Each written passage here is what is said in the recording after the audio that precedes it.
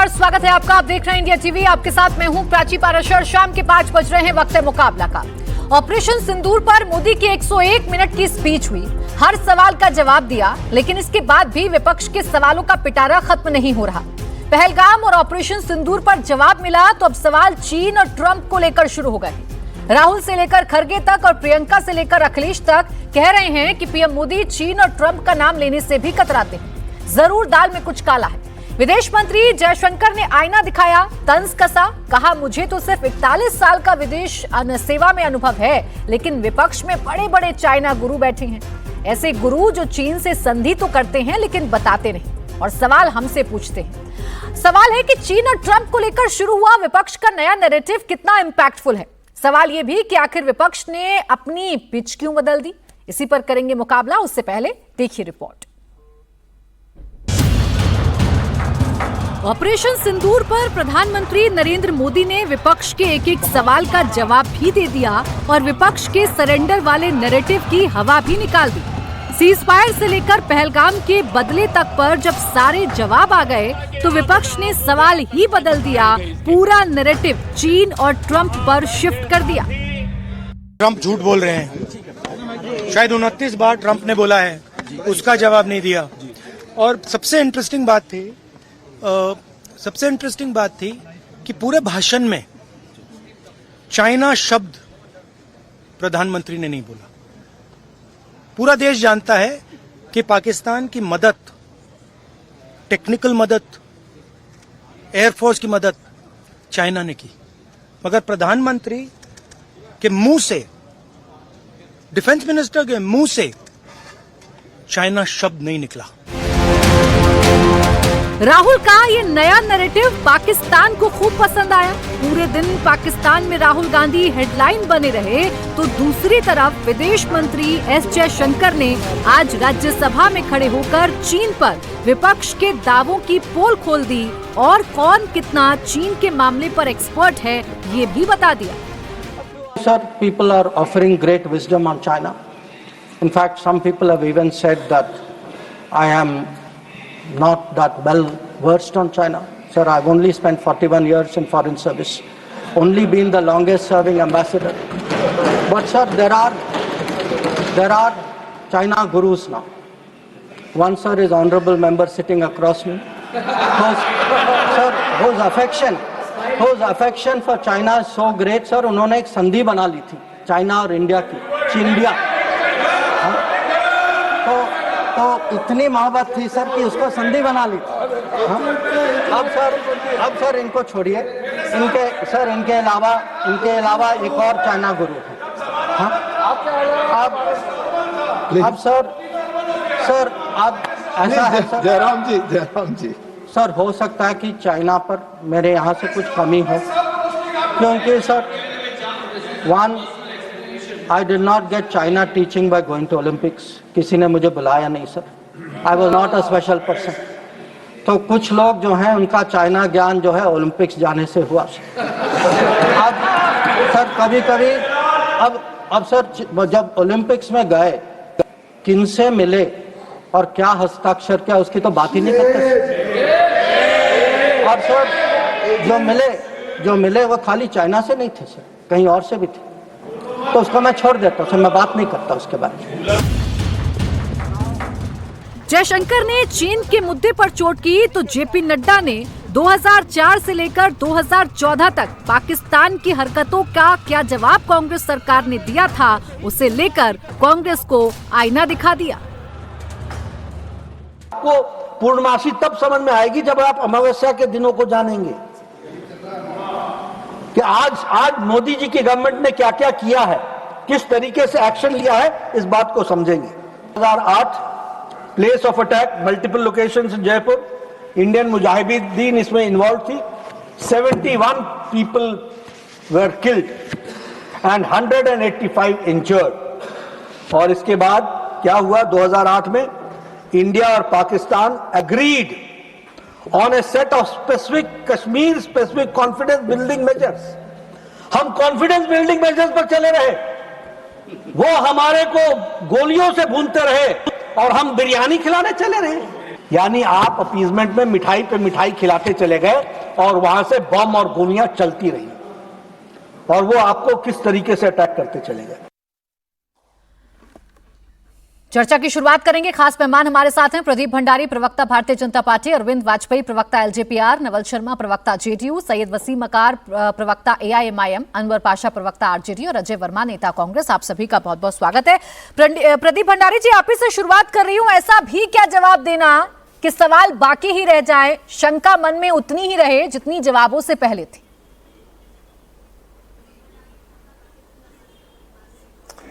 देखिए प्राची जी, आज देश के लिए एक काफी अच्छा दिन है, क्योंकि आज टीआरएफ द रेजिस्टेंट फ्रंट, जिसको यूनाइटेड नेशन सिक्योरिटी काउंसिल ने एज ऑफशूट और लश्कर तैयबा कहा है और उसको प्रोहिबिटरी लिस्ट पे डाला है। याद करिए, कांग्रेस पार्टी के दिग्विजय सिंह इसी लश्कर तैयबा के हाफिज सईद को कहते थे हाफिज सईद जी। आज मैं समझ सकता हूं कांग्रेस पार्टी की पीड़ा क्या है, क्योंकि आज अमेरिका में, यूनाइटेड स्टेट्स ऑफ अमेरिका के अंदर हिंदुस्तान ने चाइना को डिफीट कर दिया है as largest exporter of iPhone. मैं अब ये पूछना चाहता हूं, मैं तथ्यों के आधार पे बात करूंगा। मेरे पास पार्लियामेंट्री रिकॉर्ड है 8 अगस्त 1962 का। ये कांग्रेस पार्टी आज हमसे इतनी सवाल पूछ रही है। ये तो एक ऐसी पार्टी थी जो हमेशा जाके भारत की भूमि जाके चीन या पाकिस्तान को देती थी। 8 अगस्त 1962 में जब नेहरू जी उस वक्त थे और पूछा गया था पार्लियामेंट में कि आपने बंगाल की जलपाईगुड़ी के अंदर भी पाकिस्तान का कब्जा हो चुका है, उस वक्त के विदेश कार्यालय मंत्री कहते हैं, उप मंत्री कहते हैं हाँ हो चुका है। तो जिन्होंने बंगाल से लेकर अरुणाचल तक हर भूमि जो है चाइना को देने की बात करी, आज वो हमें ना बताए। दिक्कत क्या है कि कांग्रेस पार्टी घबराई हुई है कि उसने 2008 के अंदर एक सीक्रेट एमओयू किया था, जिस पर सुप्रीम कोर्ट ऑफ इंडिया ने क्या टिप्पणी करी थी, मैं आपको सुनाना चाहता हूं। सुप्रीम कोर्ट ऑफ इंडिया ने जब ये एमओयू की पिटीशन गई सुप्रीम कोर्ट में, तो सुप्रीम कोर्ट ने कहा इस बात पे विचित्र है कि एक राजनीतिक दल ने कैसे चाइनीज सरकार के साथ में एक एमओयू करा जिसके बारे में देश नहीं जानता है और अभी तक नहीं पता कि वो सीक्रेट एमओयू कैसा है। मैं समझ सकता हूं कांग्रेस पार्टी की पीड़ा क्या है, क्योंकि उसने 10 साल तक बॉर्डर इंफ्रास्ट्रक्चर में एक रोड नहीं बनाई जिससे कि वो चाइना को खुश कर सके। इनकी पीड़ा मैं समझ सकता हूं कि आज प्रधानमंत्री मोदी जी की सरकार ने अरुणाचल प्रदेश से लेकर हर बॉर्डर एरिया के अंदर टनल हो गया, हाईवे हो गया, बॉर्डर इंफ्रास्ट्रक्चर में बिल्कुल ठीक कह रहे हैं आप प्रदीप भंडारी जी। आप पिछली सरकार कांग्रेस की नियत, कांग्रेस के फैसलों पर सवाल उठा सकते हैं, लेकिन आज तो आपकी सरकार है और 11 सालों से आपकी सरकार है। आप ही बता दीजिए, कल 101 मिनट के भाषण में प्रधानमंत्री नरेंद्र मोदी ने कितनी बार चीन का नाम लिया, या जो सवाल विपक्ष पूछ रहा था वो कितनी बार एड्रेस किया चीन को लेकर? आ गई भाई, थैंक यू। विपक्ष ये सवाल पूछ रहा था कि क्या प्रधानमंत्री जी कहेंगे कि क्या कोई थर्ड पार्टी इन्वॉल्व थी। सुनिए जरा।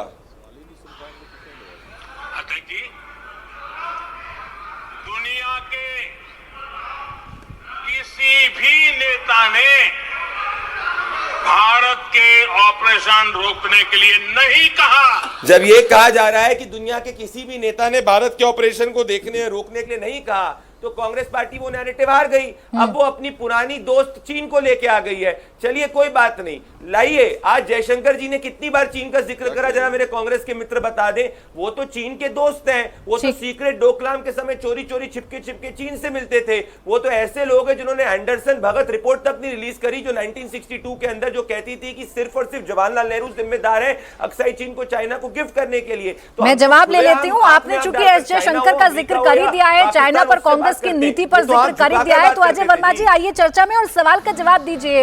ये ऐसा कौन सा अनुभव चाहिए होता है चाइना पर एक्सपर्ट बनने के लिए, जो 41 साल की फॉरेन सर्विस यानी फॉरेन सेवा देने के बाद भी नहीं आ पाता है?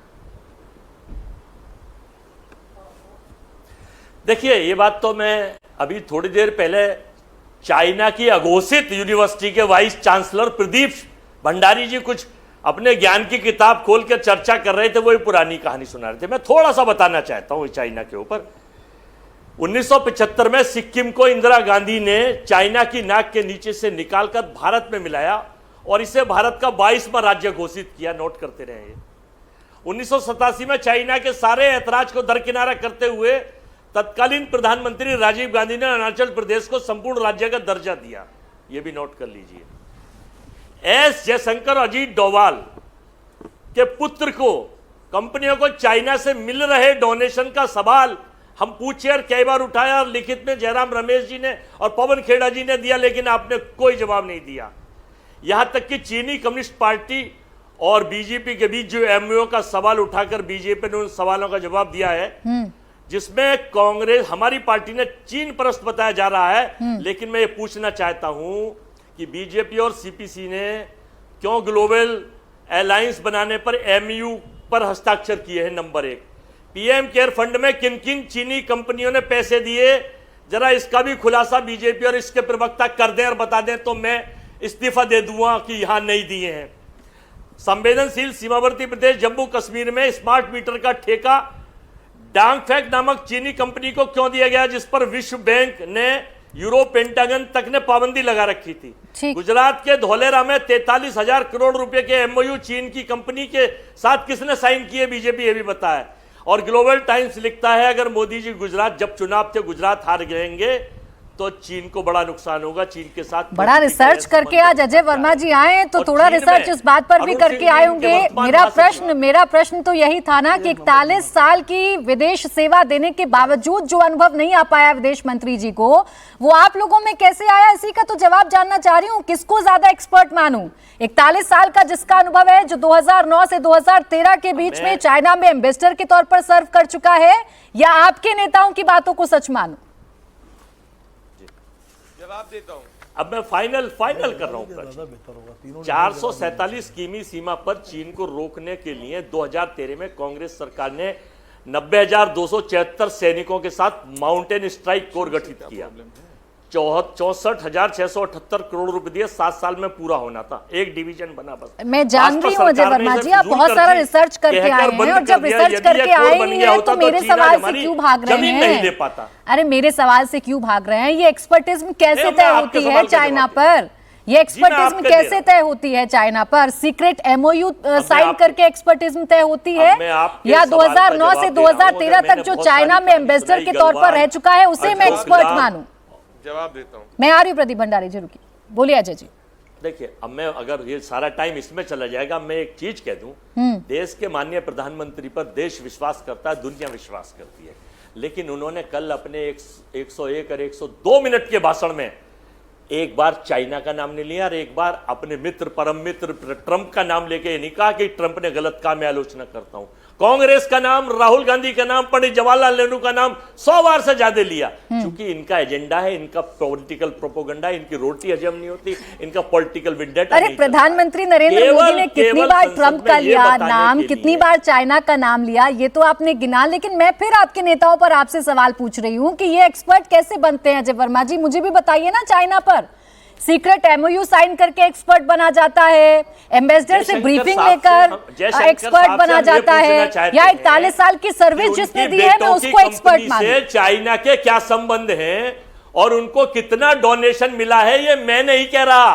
अगर ईमानदार है, सच होके बता दें कि चाइना से रिश्ते क्या हैं। और जब चाइना हमारी दुश्मन कंट्री है, तो अभी प्रधानमंत्री जी ने जयशंकर जी को चाइना में, चलिए, विदेश मंत्री व्यापार की संवेदना खोजने जो भेजा था, वो क्यों भेजा गया? एससीओ की मीटिंग में शामिल होने गए थे। आधी अधूरी जानकारी नहीं ना अजय वर्मा जी, एससीओ की मीटिंग में शामिल होने गए थे। और जितना गौर से आपने मोदी जी को सुना, मैं तो उम्मीद कर रही थी, एक सेकेंड अजय वर्मा जी, मैं तो उम्मीद कर रही थी कि आपने विदेश मंत्री को भी सुना होगा, जिन्होंने अपने लोकसभा और राज्यसभा दोनों के भाषणों में ये बताया है कि भाई मैं तो गया था एससीओ की बैठक में शामिल होने और ये बताने कि कैसे आतंकवाद घातक है।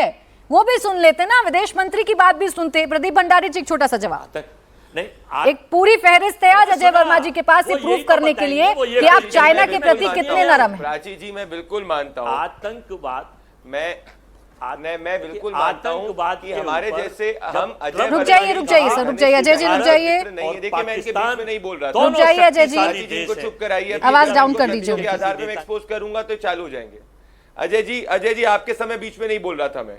अजय जी, मैं पहली बात, मैं बिल्कुल मानता हूं हमारी चाइना के साथ ऐसी घनिष्ठ मित्रता नहीं है जितनी सोनिया गांधी जी की थी। तभी सोनिया गांधी जी एक साल में 2 बार सीक्रेटली जाके राहुल गांधी के साथ, रॉबर्ट वाड्रा के साथ, प्रियंका गांधी के साथ मिलने गई थी। और बीजिंग ओलंपिक में मनमोहन सिंह को इन्विटेशन नहीं मिला था, सोनिया जी को मिला था। और मैं बिल्कुल जानता हूं इतनी हमारी घनिष्ठ मित्रता नहीं है, क्योंकि राजीव गांधी फाउंडेशन के अंदर पैसा जो है चाइना देता है। तो मैं समझ सकता हूं, मेरी इतनी घनिष्ठ मित्रता नहीं है हमारी चाइना के साथ में कि डोकलाम के समय चोरी चोरी छिपके राहुल गांधी जब हिंदुस्तान के फोर्सेस चाइना को मुंहतोड़ जवाब दे रहे थे तो राहुल गांधी कह रहे थे चीन ने हिंदुस्तान के सैनिकों को पटक दिया। अब अजय वर्मा क्योंकि चीन भक्ति और पाकिस्तान भक्ति में लिप्त है, 50,000 हिंदुस्तान के सैनिक जो हैं वो चाइना के बॉर्डर पे हैं और उन्होंने मुंहतोड़ जवाब बंगलवान में भी दिया था। दूसरी बात इनकी मैं फैक्ट चेक करना चाहूंगा, सिक्किम में आवाज नहीं आ रही है आपकी अजय जी। जब देश आजाद हुआ था उस वक्त संविधान सभा के सलाहकार थे बीएन राव। वो बीएन राव ने जवाहरलाल नेहरू को कहा था सिक्किम को पूरी तरीके से भारत में विलय कर देना चाहिए।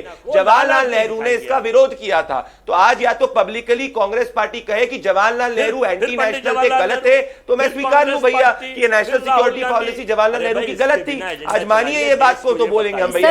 यहाँ सवाल, अच्छा रुके ना प्लीज, रुक जाइए अजय वर्मा जी। प्रदीप भंडारी जी, प्रदीप भंडारी जी, विपक्ष आपसे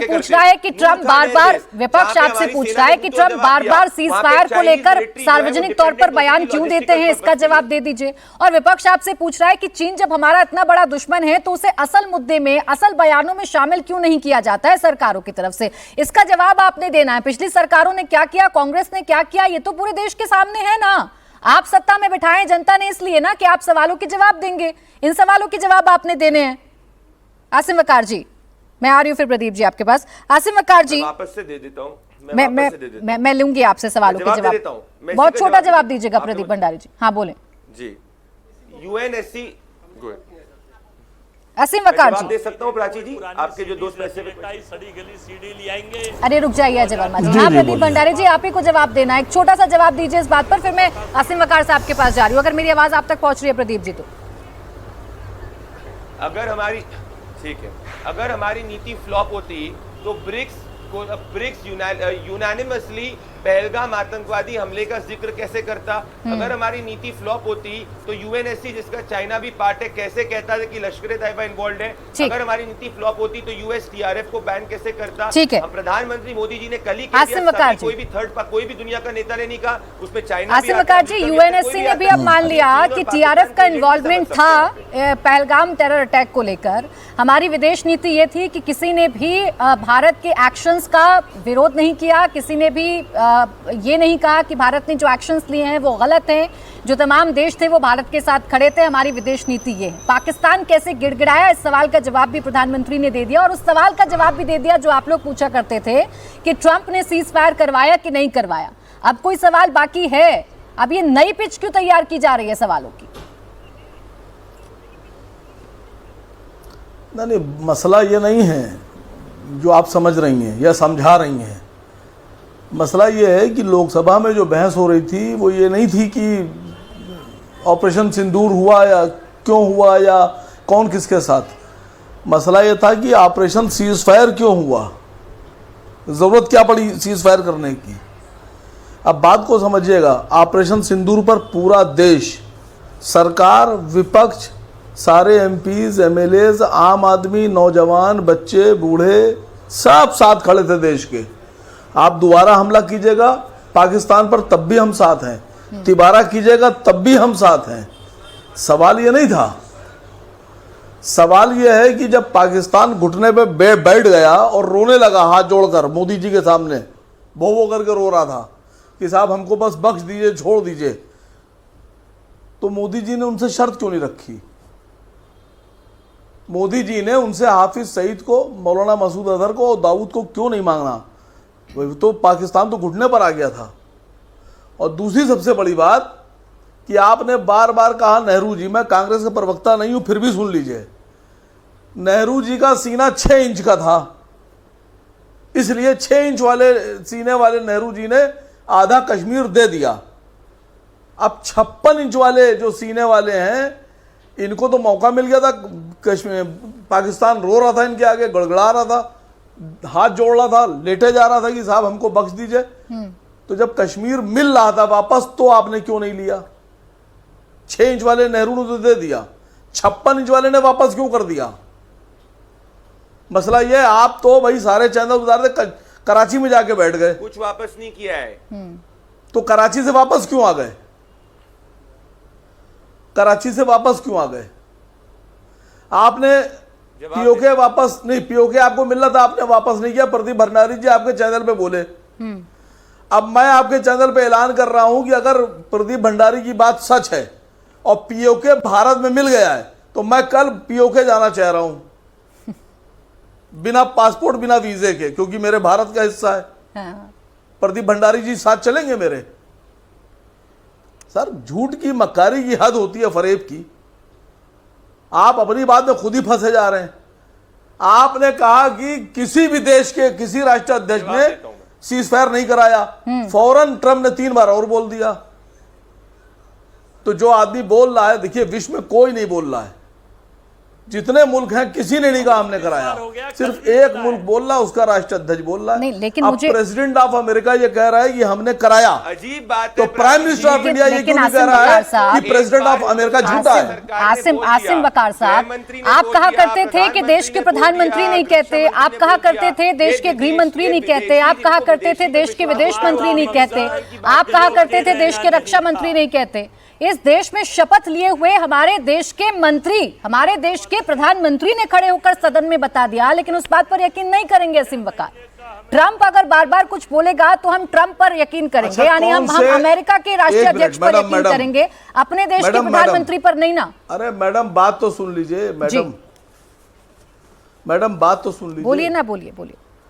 जो प्रेसिडेंट ऑफ अमेरिका है, वो जो भूरा आदमी है, वो कह रहा है कि मोदी से मैंने कहा, वो कह रहा है मैंने मोदी से कहा कि अगर व्यापार करना है तो सीज फायर करो, वरना व्यापार बंद कर देंगे। वो तो नाम ले रहा है ना। तो अब मोदी जी को चाहिए कि वो भी नाम ले कि ट्रम्प झूठा है। और अगर आपको लगता है कि हम लोग झूठ बोल रहे हैं तो पूरे जो कार्यवाही है लोकसभा की, उसमें कितने बज के कितने मिनट पर मोदी जी ने और शाह साहब ने ट्रम्प का नाम लेकर उसको झूठा कहा है, बता दीजिए। मैं अभी अपनी बात वापस ले लूंगा। की लाइन वो होगी जो प्रदीप भंडारी जी यहाँ पर कह रहे हैं, असीम वकार जो कहे मैं उस बात पर यकीन ना करूं। ये तो वैसा ही उदाहरण हो गया ना कि AIMIM का पक्ष वो होगा जो प्रदीप भंडारी यहाँ पर आकर कह जाएं या दावा कर जाएं, असीम वकार जो कहे मैं उसको झुटला दूं, मैं उसको कहूं नहीं ये तो बिल्कुल गलत है, मैं प्रदीप भंडारी जी की बात पर यकीन करूंगी। ये तो ऐसा ही उदाहरण हुआ ना आसिम जी। नहीं, अब आप उदाहरण कुछ भी दीजिए, जनता ने जो सुनना था सुन लिया, और मैंने जो कहना था कह दिया। समझ आज भी कहीं आपके पास भी जवाब नहीं है। सर मुझे जवाब देना ही नहीं है, मुझे आपसे सवाल करने हैं और मेरे सवाल का आपके पास जवाब नहीं है, इसलिए इस उदाहरण को आप टाल गए हैं। मेरे सवाल का जवाब नहीं है, इसलिए इस उदाहरण को आप टाल गए। मैं फिर कोशिश करूंगी आपके पास आऊंगी। अरविंद वाजपेयी जी, यहाँ शिकायत विपक्ष को ये है कि ट्रंप का नाम क्यों नहीं लेते। वो 29वीं बार PM मोदी के संबोधन के बाद वो फिर ये कहता है कि ट्रेड की धमकी दी गई, वो फिर ये उनकी तरफ से कहा जाता है कि हमने सीज फायर कराया। ना उनका नाम लिया जाता है अपने संबोधन में, ना चाइना को संदेश दिया जाता है। क्यों? देखो ये सब विपक्ष के लीडर जो बहुत समझदार हैं, ऐसी बात नहीं है कि ना समझ हैं। देखो इनको ये मालूम है कि ट्रंप हमारा दोस्त था और दोस्ती में गड़बड़ी हो गई है, और जब दोस्ती खराब होती है तो वो ऐसे ही दुश्मनी निभाता है। ये इनको मालूम है कि ट्रंप कितने झूठ बोलते हैं, ये भी इनको मालूम है। वो कह चुके हैं हजारों साल पुराना कश्मीर का और इनका डिस्प्यूट चल रहा है पाकिस्तान पे, 1000 साल हो गए। 47 के बाद ये सिलसिला शुरू हुआ है। आपके फोन से तो कितने झूठ गिराऊं, 3.5 लाख झूठ बोले अभी तक, 3,42,000 झूठ बोले, सब मालूम है इनको। अब इन्होंने क्या कह रहे हैं, स्टीयरिंग मोड़ दिया अपना, ऑपरेशन सिंदूर से हट गए, अब चाइना पे आ गए। यही तो इनकी दिक्कत है। शोर मचाया, कुछ मिला नहीं, तथ्य पे टिके नहीं, पार्लियामेंट में कुछ एक्सपोज नहीं कर पाए, अब आ गए चाइना पे। और प्राइम मिनिस्टर साहब ने पूरे रिकॉर्ड के साथ एक एक चीज चाइना की बताई है। चाइना को जमीन किसने दी, कितने लोग सरेंडर किए।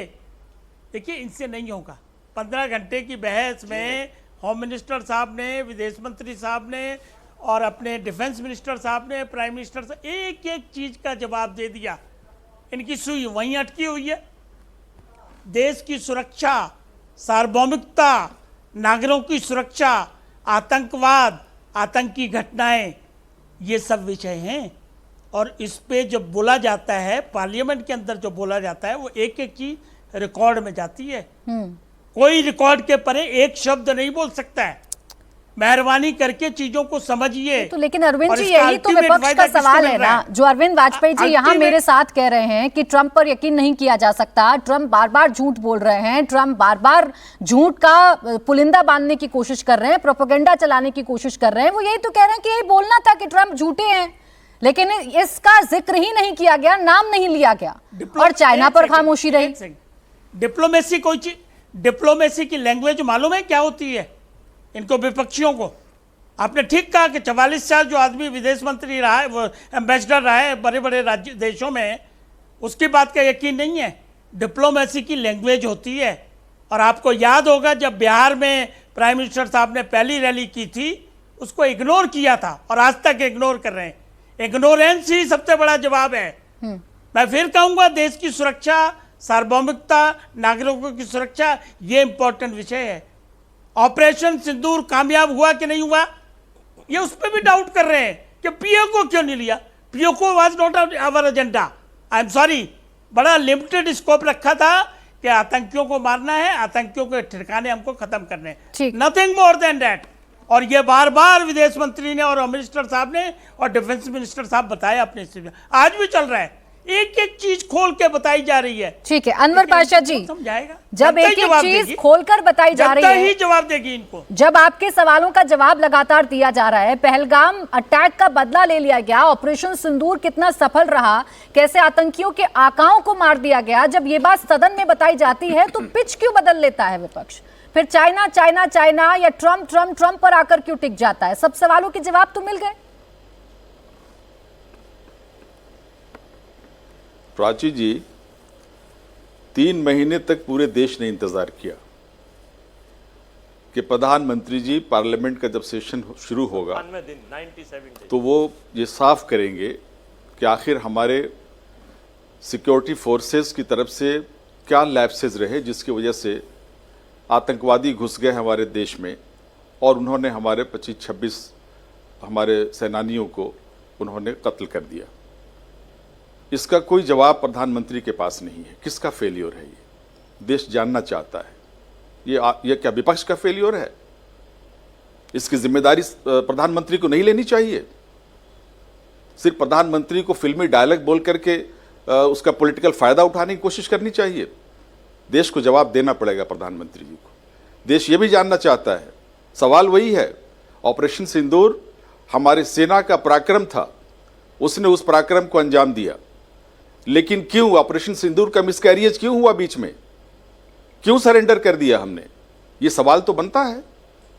ट्रंप के कहने पर किया गया। ट्रंप दावा कर रहे हैं, एक बार नहीं 50-26 बार कर चुके दावा। प्रधानमंत्री का एक सेंटेंस इस पूरे दावे का खंडन कर सकता है। वो सिर्फ ये कह दें कि ट्रंप झूठ बोल रहे हैं, ट्रंप का दावा गलत है, ऑफिशियल अनाउंसमेंट करें प्रधानमंत्री पार्लियामेंट में। क्या लगता है क्यों ट्रंप इस तरह से बोलते जा रहे हैं और हमारे देश का अपमान कर रहे हैं? अनवर पाशा जी, मुझे एक बात बताइए ना, किस पर यकीन कहने पर हमारा देश चल रहा है? ऑपरेशन सिंदूर में आतंकवाद की कमर तोड़ दी गई, ये हमारी सेना ने बताया। ऑपरेशन सिंदूर में पाकिस्तान को ऐसी मार पड़ी कि पाकिस्तान गिड़गिड़ाने लगा, ये हमारी सेना ने बताया, डीजीएमओ ने बताया, विदेश सचिव ने बताया, जब संसद की कार्रवाई शुरू हुई रक्षा मंत्री ने बताया, विदेश मंत्री ने बताया, गृह मंत्री ने बताया, प्रधानमंत्री ने बताया। लेकिन इस पर यकीन नहीं करेंगे ना आप, आपको यकीन होता है ट्रंप पर। तब सवाल पूछे जाते हैं कि ट्रंप पर यकीन करूं या अपने देश के प्रधानमंत्री, रक्षा मंत्री, विदेश मंत्री, गृह मंत्री पर यकीन करूं? प्राची जी, हम तो अपने देश के नेताओं पर, अपने प्रधानमंत्री पर यकीन करना चाहते हैं, विश्वास करना चाहते हैं। लेकिन हमारे प्रधानमंत्री अगर खामोश रहेंगे, अगर वो ये दावे को झुठलाएंगे नहीं जो ट्रंप का दावा है, तो ये दुनिया यही कहेगी, क्योंकि ट्रंप ने 5 घंटे पहले कह दिया था कि हमने सीज फायर करवा दिया है दोनों देशों के बीच में। उसके बाद ही ये सारे अनाउंसमेंट हुए जो आप कह रही हैं ना कि सेना ने भी कह दिया, हमारे विदेश मंत्री ने भी कह दिया, हमारे रक्षा मंत्री ने भी कह दिया। इन सबों ने ट्रंप के कहने के 5 कौन घंटे बाद के में बाद कह का। रहा है, कौन ये पहले सच्चाई कह ये रहा देश जानता है, अनवर सच्चाई। पाशा जी, उसके हिसाब से सत्यता तय होगी या कौन किस मामले में एक्सपर्ट है उस वजह से सत्यता तय होगी।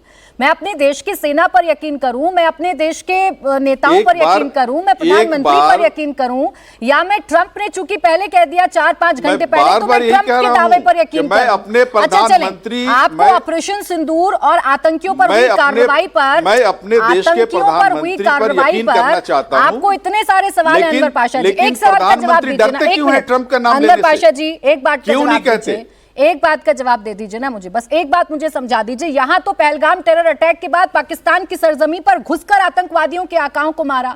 जरा एक आंकड़ा मेरे सामने रखिए, 2004 से 2014 तक जब यूपीए की सरकार थी तो कितने आतंकवादियों के आकाओं को पाकिस्तान में घुसकर मारा गया था?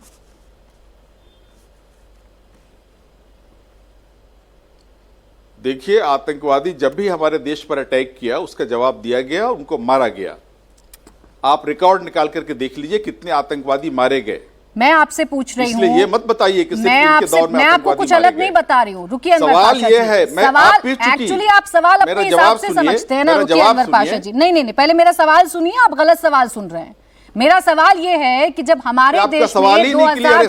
सवाल का जवाब मैं दे रहा हूं, अब सुनने को तैयार नहीं 2004 है। से 2014 के बीच 26/11 हो जाता है, जुलाई 2006 में मुंबई में ट्रेन ब्लास्ट हो जाते हैं, मालेगांव ब्लास्ट हो जाता है, जुलाई में जयपुर में ब्लास्ट हो जाते हैं। इन तमाम घटनाओं के बाद कितने लश्कर के आतंकियों को आपने पाकिस्तान में घुसकर मारा, कितने जैश के आतंकियों को पाकिस्तान में घुसकर मारा, इस पर भी थोड़ा जवाब दीजिए ना। 27 जुलाई 2015 हो जाता है, पठानकोट हमला। रुक जाइए अजय जी, आपका नाम अनवर पाशा नहीं है। हमारी धरती पर आएंगे, हम उनको अपनी धरती पर उनका नेस्तनाबूद करेंगे। आतंकवादी जो भी हमारी धरती पर आए, हमने उनको नेस्तनाबूद किया। हजारों आतंकवादियों को हमने मारा। आप लिस्ट निकाल करके देख लीजिए, ये रिकॉर्ड है। तो सर पहलगाम के आतंकी भी तो मारे गए ना, लेकिन इस पर तो आपको यकीन नहीं हो रहा। पहलगाम में जो हुआ, अनवर पाशा जी, आपने ये कैसा जवाब दिया आतंकवाद को कि आतंकवादी जो है आज भी हमारे लिए एक चैलेंज बने हुए हैं। कहां बने हुए हैं? पुलवामा, उरी के बाद क्यों पुलवामा हुआ? अरे अनवर पाशा जी, पुलवामा का जिम्मेदार कौन है? अनवर पाशा जी, पुलवामा के बाद पहलगाम क्यों अगर हुआ? अपनी नहीं होना सरजमी चाहिए पर था। आतंकियों घर को में मारे घुस के मार जाने दिया को तो आप नहीं होना हिसाब चाहिए कहते था। हैं, तो पहलगाम क्या के तीनों मैसेज आप दे आतंकी रहे हैं? नेस्तनाबूद कर दिए गए, तो फिर हिसाब हो गया ना। फिर क्यों इतने सवाल है जहन में? ये आपका दावा है। पहलगाम के तीनों ये आपका दावा आतंकियों है। को, पहलगाम ये के आपका दावा तीनों है। आतंकियों को, जब पार्लियामेंट के सेशन शुरू होते हैं उस वक्त ये थियरी गढ़ी जाती है कि ये वही आतंकवादी हैं। पार्लियामेंट की जब सेशन चल रहा होता है तो ये थियरी गढ़ी जाती है कि जो अनवर मारे गए पाशा आतंकवादी जी, हैं, अनवर ये वही पाशा जी, आतंकवादी हैं। अनवर 3 पाशा महीने जी, तक नहीं मारे अब गए थे। आपकी नीयत पर यहाँ शक होता है ना। देश का गृह मंत्री सदन में खड़े होकर तमाम सबूतों के साथ ये बताता है कि कैसे उन तीनों आतंकियों को खत्म कर दिया गया, उनके क्या सबूत मिले, कैसे जांचा परखा गया, लेकिन अनवर पाशा जी को यकीन नहीं होगा क्योंकि ये थियोरी फिट नहीं बैठ रही है। सवाल खत्म हो जा रहा है। नवल शर्मा जी, आरिफ प्रदीप भंडारी जी आपके पास। नवल शर्मा जी, 3 महीने तक विपक्ष के सवाल जस के तस हैं, आपकी सरकार कितनी भी जवाब क्यों ना ले ले, ट्रंप का नाम क्यों नहीं लेते, ट्रंप का नाम लेकर झुटलाते क्यों नहीं है, सवाल ये। जी प्राची जी, देखिए सदन की कार्यवाही को पूरे देश ने देखा और मुझे लगता है कि देश यह निष्कर्ष निकाल चुका है कि राहुल गांधी को अगर देश की चिंता होती तो सदन में सरकार ने जिस तरह तथ्यपरक पूरे तर्कों के साथ जवाब दिया, अब उसके बाद कहने के लिए कुछ शेष नहीं बच जाता है। तो यदि राहुल गांधी जी को देश की चिंता रहती तो फिर वो इस तरह के सवाल नहीं खड़े करते। उन्हें असली चिंता अपनी राजनीति की है। राहुल गांधी जी जवाब से संतुष्ट नहीं होंगे क्योंकि वो ड्रामा के अभ्यस्त हैं। उनको ड्रामा चाहिए, जवाब नहीं चाहिए। पहला बिंदु। दूसरा बिंदु यह कि अभी आतंकवाद के मुद्दे पर बातचीत हो रही थी और आपने राष्ट्रीय जनता दल के प्रवक्ता से बड़ा वाजिब सवाल पूछा है, कोई जवाब उनके पास? मैं बताता हूं, 2004 से 14 और 2014, थोड़ा समय दीजिएगा। हाँ, बोलिए नवल जी। 2004 से 14 और 14 के बाद मोदी जी की सत्तानशीनी के बाद इस देश में कितनी आतंकवादी घटनाएं हुई, उन आतंकवादी घटनाओं में सरकार ने क्या जवाबी कार्रवाई की, कितने सिविलियन मारे गए, कितने मिलिट्री वाले मारे गए, इन सब का पूरा प्रमाणिक डाटा मेरे पास मौजूद। दूसरा पहलू यह कि एक बार भी बताइए इनका पूरा प्रतिरोध, इनकी पूरी जवाबी कार्रवाई केवल कैंडल मार्च और डोजियर सौंपने तक सीमित थी। ये लोग पाकिस्तान को डोजियर सौंपते थे। और उस जमाने में डिप्लोमेसी में एक शब्द बड़ा लोकप्रिय हुआ था, सीबीएम। सीबीएम मतलब कॉन्फिडेंस बिल्डिंग मेजर। तो भाई हम विश्वास निर्माण की बहाली का प्रयास कर रहे हैं, ये थी इनकी पॉलिसी। और जो कांग्रेस डोजियर सौंपती थी वही मोदी सरकार गोले दे रही है। डोजियर नहीं बल्कि गोला दे रही है पाकिस्तान को, और पाकिस्तान के घर में घुसकर मार रही है। कांग्रेस के पास कोई एक भी उदाहरण कि कभी उसने सर्जिकल स्ट्राइक किया हो किसी आतंकवादी घटना के बदले? ये आतंकवादियों को जी और सर कह के पुकारने वाली कांग्रेस पार्टी, देश में इतने बड़े बड़े आतंकवादी हमले हुए और पूरे देश में आतंकवाद को लेकर एक दहशत का माहौल था। बस स्टेशन हो या रेलवे स्टेशन हो, सब जगह लिखा रहता था कि अनजानी वस्तुओं को न छुए, इसमें बम हो सकता है। तो पूरे देश में दहशत का माहौल था और आज वैसी स्थिति है।